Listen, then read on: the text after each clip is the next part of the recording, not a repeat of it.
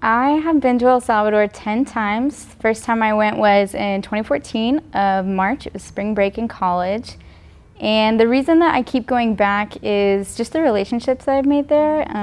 One, I've seen God do so much in not just the work that SHIP does, but also in people's lives, and just gotten to see them over the years just grow and mature, especially some of the kids and the teenagers.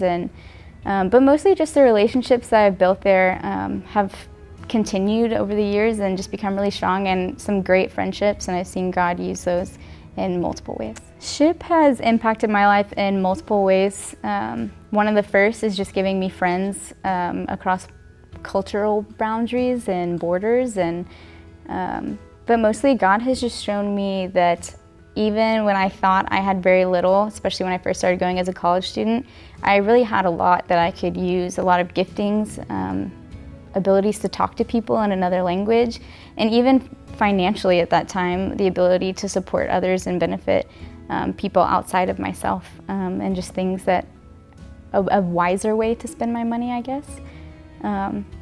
But also he's just shown me so much about prayer and the importance of that for people.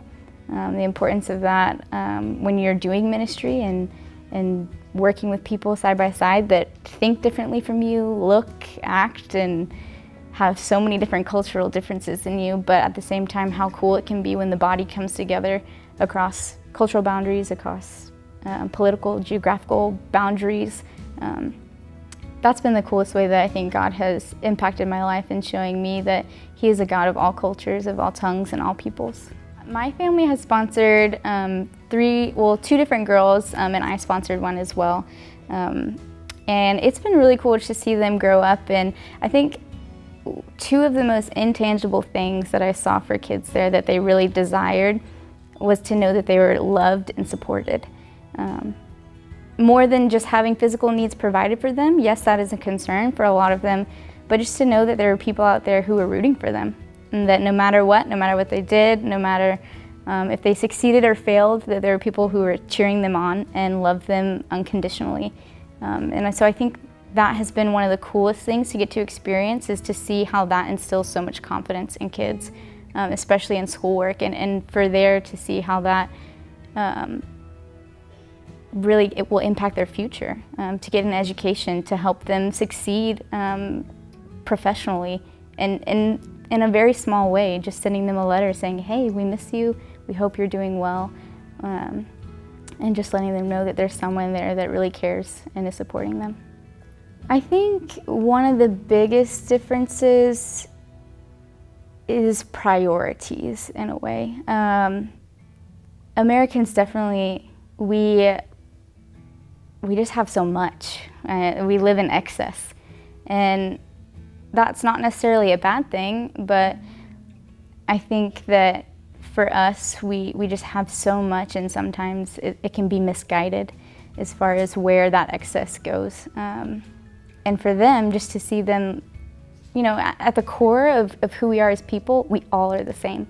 We all want to be loved, cared for, and to belong. And we all were created by God. So it's cool to see that even across different cultural boundaries, that at the center of who we are, we're all the same. We've all been created by God and in His image, and have the same spiritual and emotional needs. But I think the biggest difference is really physical needs that are different. In America, we just don't have that, and it's pretty just astounding. Some of the homes that people live in there, some of the school environments, the kids that aren't able to attend a private school, that it's really dangerous for them. And here I never had to worry growing up that my school was going to be, somewhere where I might get really hurt or endangered. And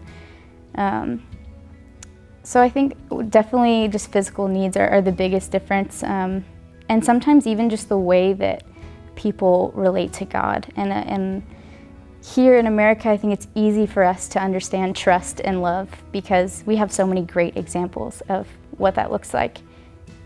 It's easy for me to look at my parents and say, oh, I can have an idea of what God would be like, because the idea that He's a father, because I have parents who have provided for me, and that not just provided for me in my needs monetarily or financially, but they provided me with safety. They provided me with love and care, and I always knew that when I came home, like that was a place where I was loved. And nothing I did, even if I was an angsty teenager, would change that. Whereas there's a lot more of a wall built up for a lot of kids. And I think I saw that mostly in teenagers because they had grown up just feeling like they needed to guard themselves from people and not sure who to trust and not sure who they can tell their emotions to. You know, if I tell this person, is it safe with them? Can I share my heart and my thoughts with these people?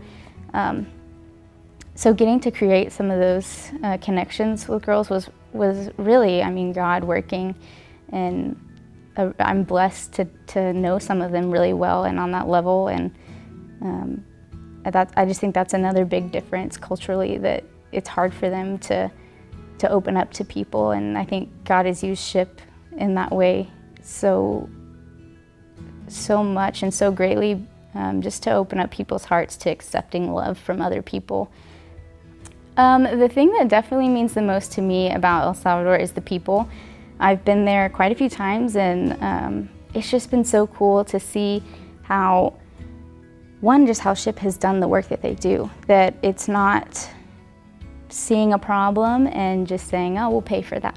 We'll pay for you to go to school. We'll pay for this house to be built. Or we'll give you $5 so that, you know, you can take care of this need that you have right now. But instead, both Robert and Ann looking at a problem and saying, okay, how can we create an opportunity out of this that will be ongoing? So as far as like the SHIP shop for women, it's hard for women to have jobs there, so creating a place where they can, you know, support their families financially and take care of their kids and not have to make 35 cents a day, but instead actually make enough money to where they can put food on the table for their kids and for themselves. And so that's one of the things that I think is that SHIP does really well, and in the midst of creating all those opportunities, getting to know the people there and investing in them and investing in their lives, getting to know their kids, creating opportunities for community and for people to come together and share and relate, even though we're different and we're from somewhere different. And yeah, just being an example of what it looks like for God to love us by loving other people.